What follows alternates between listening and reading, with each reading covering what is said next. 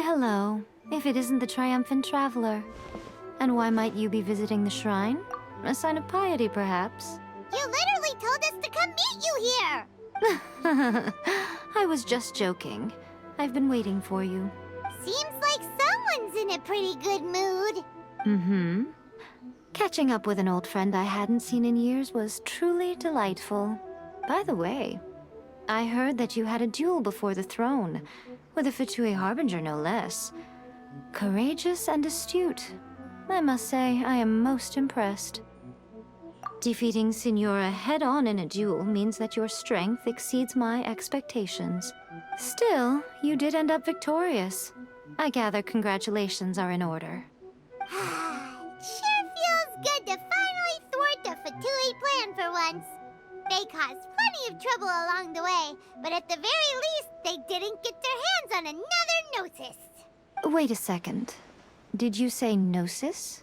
As in, the little thing that looks something like a chess piece? Yep, that's the one. You've seen one too? Gnosis belong to the Seven.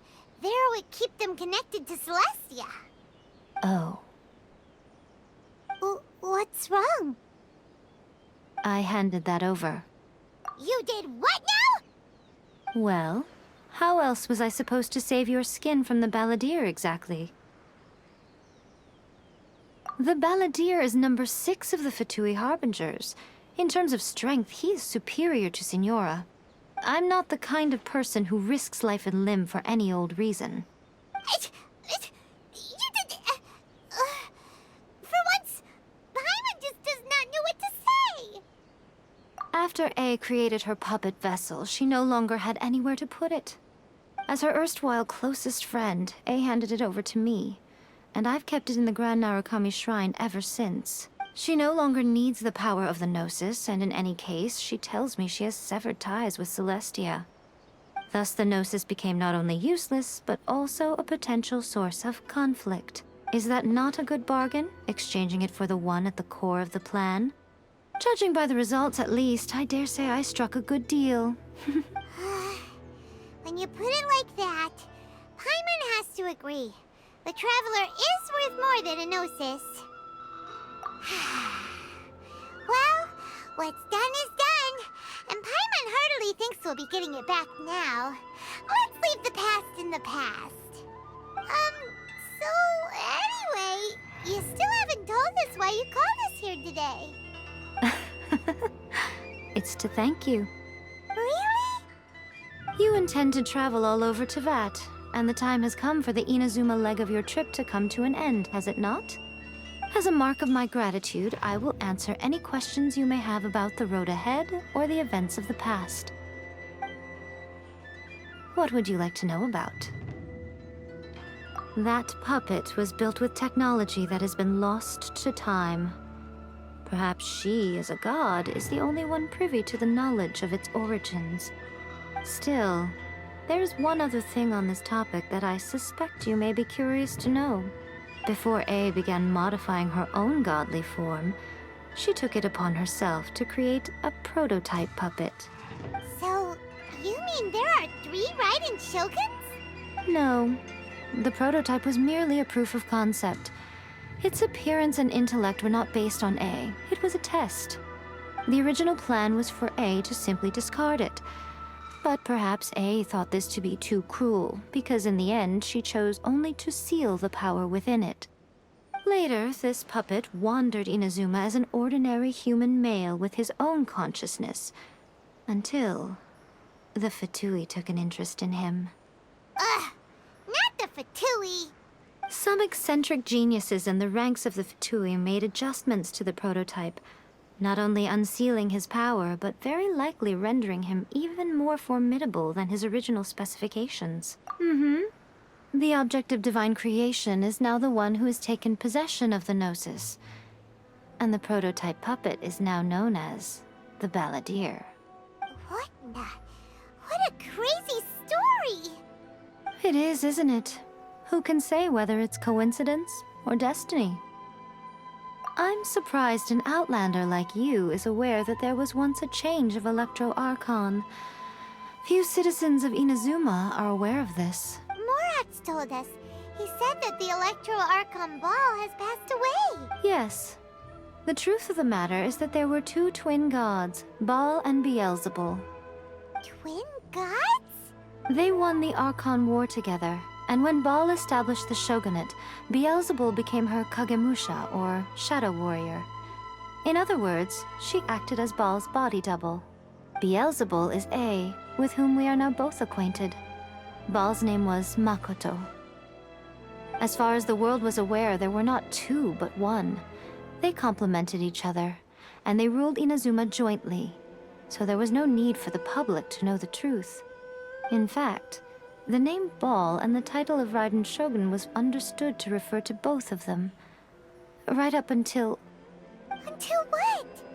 Makoto died several hundred years ago in a war that I was not personally involved in. Since then, A has assumed the shogunate. Losing her sister must have been super hard on A. That was when A began to change. Makoto was her greatest loss.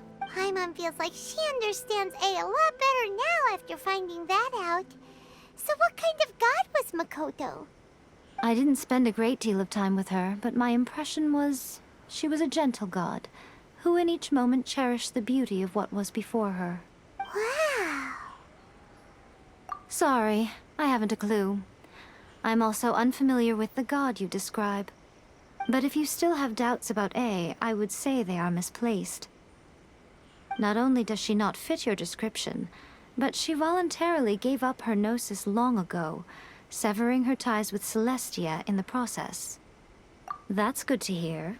Otherwise, given that I'm her familiar, it could have made our relationship rather awkward, don't you think? Don't worry, we aren't looking to pick a fight with you. I wish you the best of luck. As for your sister's whereabouts, I will use all the resources at my disposal to investigate it, and I will also borrow some of Ayato's people from the Shiumatsuban. I'll let you know if I find out anything. Consider it part of my means of thanking you. After leaving Inazuma, I think it would be easiest for you to go to Sumeru. Ooh, Sumeru! We've run into loads of scholars from there on our journey so far. Yes, well, Sumeru is the land of the god of wisdom, where the quest for wisdom and knowledge is never-ending. But their obsession gives rise to some truly inexplicable things. For example, in Sumeru, knowledge is holistically managed as a resource. Knowledge is a resource? Yes. I don't know whether it was the sages or Lesser Lord Kusanali who came up with the idea. Lesser Lord Kusanali? That's a cute name. Oh, you haven't heard. Lesser Lord Kusanali is the deity in whom the people of Sumeru place their faith. It's their chosen term of endearment for her. I'm sure you must have some things to discuss with her too. I wish you all the best. Are you sure? Okay then. Oh, Traveler. Do you still have the omamori I gave you? Keep it safe. Is that all you intend to do with it? There was me thinking that you might hang it around your neck to show off to the world, telling everyone who inquired that it was given to you by none other than Yae Miko, the wise and beautiful. Who in their right mind would do that? Okay, I'll stop. Now, a question for you. Traveler, what is your ambition? I see. But that is merely a small goal, based on what preoccupies you here and now. Your ambition should be something that transcends the world below and the starry sky above. Something that shines in unison with fate itself. Perhaps the reason you do not possess a vision is that such an ambition has yet to be engendered within you. It's a possibility. Continue on your journey, and maybe that moment will come to pass.